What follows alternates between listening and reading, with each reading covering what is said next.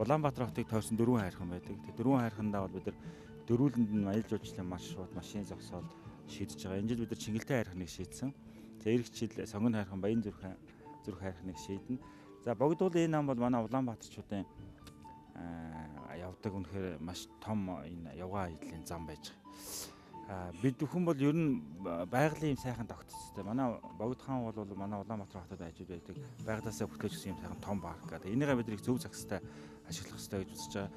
Харамсалтай нь энэ Богд хаан уулын дархан цаастай газар амууд бол дандаа нэг байгаль орчны яамны харанд байдаг. Тэгээ байгаль орчны яамныхан бол нэлээх газрын олголтсон. Ерөөсөө иргэд тавтай тухтай юм зорчих газаргүй байгаа. За баг ганц үлдсэн ингээд нэг зам жимтэн нь бол энэ Богд уулын зайсангийн нам байж байгаа. Ер нь цаашдаа бол хотын зүгээс байгаль орчны яамд ямар шаардлага тавьж байгаа гэхээр энэ олголтоо хэрвээ Богд хаан уулын аманд ямар нэгэн аялал жуулчлалын зориулалтын газар авсан бол түүний 30% нийтийн зориулалтаар ашиглуулаач.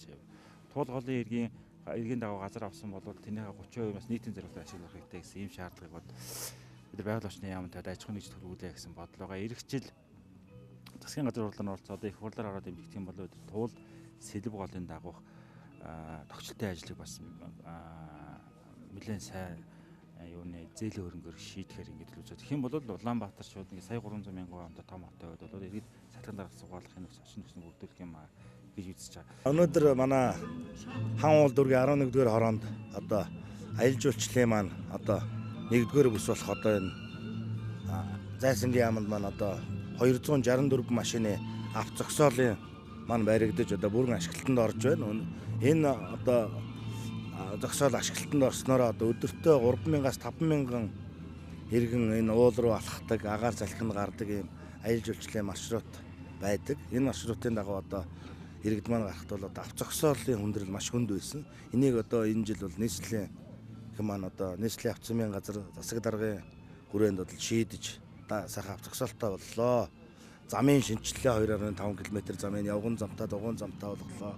За тэгээд одоо дугуйн зогсоолтой болголоо. 100 дугуйн зогсоол, автобусны зогсоол, за тэгээд 264 автомашины зогсоолтой болгож одоо нээж байна. Та бүхэндээ зарлан тунхаглахад таатай байна. Байна. Нийслэлийн засаг даргын нийслэлийн аялал жуулчлалын газрын дарга Эрхэм ноён Батцог хүрэлцэн ирсэн байгаа. Сайхан чуранхай мөн Азийн чэйж нэгшгэлдэг Эрхэм элэг нэгт Монгол төмниймний хэмэр нүргэж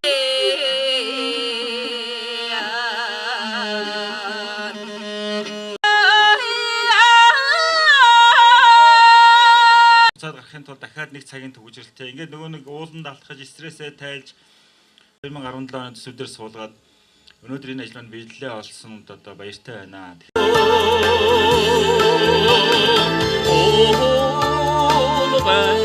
Oh,